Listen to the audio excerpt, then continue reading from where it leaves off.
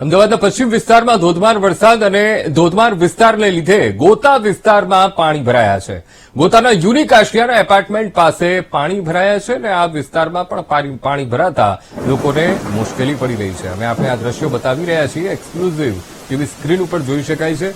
અમદાવાદનો આ ગોતા વિસ્તાર અને 2.5 કલાકથી જે રીતે વરસાદી ધારો પડી રહ્યો છે તેના કારણે ઠેર ઠેર પાણી ભરાયા છે અને યુનિક આશિયાના પાસે આ પાણી ભરાયા છે. રસ્તો દેખાઈ જ નથી રહ્યો અને ઢીચણસમાં અહીંયા પાણી જોવા મળી રહ્યા છે. ત્યારે વાહન ચાલકો અહીંયા મુશ્કેલીમાં મુકાયા છે. વાહનો બંધ પડી ગયા છે અને વાહન દોરીને લઈ જવું પડે તેવી સ્થિતિ અહીંયા ઉભી થઈ છે.